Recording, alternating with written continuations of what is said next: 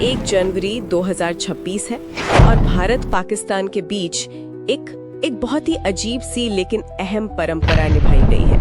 35वीं बार दोनों देशों ने अपनी परमाणु सुविधाओं की लिस्ट एक दूसरे को दी है और ये तब हुआ है जब कुछ ही महीने पहले मई 2025 में ऑपरेशन सिंदूर आज इस डीप डाइव में हम यही समझने की कोशिश करेंगे कि जब सब रिश्ते टूट जाते हैं तब भी ये एक धागा कैसे बचा लेता है। बिल्कुल, और ये सिर्फ परमाणु ठिकानों की बात नहीं है। आज ही नागरिक कैदियों की, मछुआरों की, उनकी लिस्ट भी साझा हुई है। तो ये एक पूरा एक कॉम्प्लेक्स द्विपक्षीय तंत्र है जिसे समझना खासकर आज के माहौल में बहुत जरूरी है। अच्छा, तो चलिए इसे खोलते हैं। इसकी जड़ें क्या हैं, ये सब शुरू कैसे हुआ? देखिए, इसकी कहानी जाती है 1980s में। हुआ यह था कि 1981 में इजराइल ने इराक के ओसरिक न्यूक्लियर रिएक्टर पर हमला कर दिया था जी। और उस घटना ने दक्षिण एशिया में एक चिंता पैदा कर दी कि कहीं ऐसा यहाँ ना हो जाए जी। बस इसी डर को खत्म करने के लिए 1988 में राजीव गांधी और बेनजीर भुट्टो ने समझौते पर साइन किए थे कि हम एक दूसरे के न्यूक्लियर ठिकानों पर हमला नहीं करेंगे। हाँ, बिल्कुल। पर ये तो कमाल की बात है कि ये समझौता कारगिल युद्ध के दौरान या 2001-2 के इतने बड़े तनाव के बाद भी तब भी नहीं टूटा। बिल्कुल भी नहीं।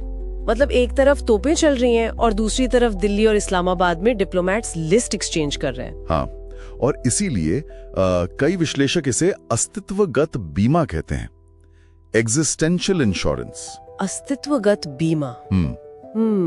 मतलब ये एक तरह का एक वादा है कि ठीक है, हम लड़ेंगे लेकिन एक दूसरे का वजूद खत्म नहीं करेंगे। तरफ को लगे कि शायद सामने वाला देश न्यूक्लियर हमला करने वाला है, तो पहली प्रतिक्रिया क्या होगी? ये कि उनके ठिकानों को पहले ही खत्म कर दो। एग्जैक्टली। ये लिस्ट बस उसी सबसे खतरनाक पहली प्रतिक्रिया को रोकती है। ये एक तरह से कहती है कि देखो, हम लड़ रहे हैं पर ये एक लक्ष्मण रेखा है, इसे हम दोनों पार नहीं करेंगे। अच्छा, तो ये परमाणु लिस्ट एक तरह का फेल सेफ मैकेनिज्म है। सही। लेकिन आपने शुरू में कैदियों का भी जिक्र किया था, वो कहानी इस पूरी तस्वीर में कहाँ फिट होती है? वो आता है 2008 के एक समझौते से, कॉन्सुलर एक्सेस अग्रीमेंट। इसका मतलब बस इतना है कि दोनों देश एक दूसरे की जेलों में बंद अपने नागरिकों तक पहुंच सकते हैं, उनकी खैरियत जान सकते हैं। और आज के आंकड़े देखें तो भारत में 424 पाकिस्तानी और पाकिस्तान में 257 भारतीय कैद हैं। और इनमें से भी पाकिस्तान की जेलों में तो करीब 200 भारतीय सिर्फ मछुआरे हैं। ये तो वाकई एक मानवीय त्रासदी है ना? कि सर क्रीक जैसे इलाकों में कोई साफ समुद्री सीमा नहीं है। हाँ, और वो बेचारे अनजाने में सीमा पार कर जाते हैं और फिर सालों तक फंसे रहते हैं। और यही चीज, ये पूरा सिस्टम भारत पाकिस्तान के लिए बहुत अनोखा है।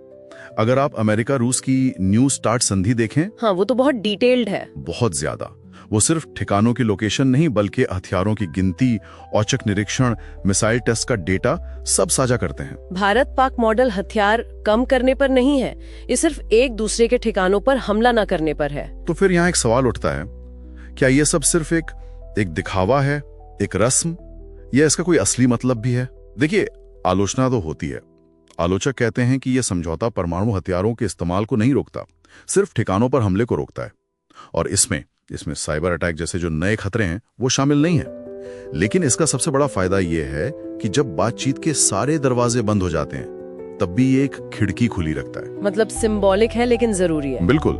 2025 के संघर्ष जैसे माहौल में यही एक छोटा सा कदम एक बहुत जरूरी सेफ्टी वॉल्व का काम करता है। ये दिखाता है कि दुश्मनी कितनी भी हो, दोनों पक्ष कुछ बुनियादी नियम मानने को तैयार हैं। एक तरह की सामरिक समझदारी। और यहाँ पर हम सुनने वालों के लिए एक सवाल छोड़ जाते हैं, जैसा कि हमारे स्रोतों में भी सुझाव दिया गया है। क्या अब इस विश्वास बहाली के मॉडल को और आगे ले जाने का समय है? क्या भविष्य के टकरावों में नुकसान कम करने के लिए दोनों देशों को एक नो साइबर अटैक समझौते पर सोचना चाहिए, या फिर बड़े बांधों जैसे जो जरूरी नागरिक ठिकाने हैं उन्हें भी इस लिस्ट में शामिल करना चाहिए?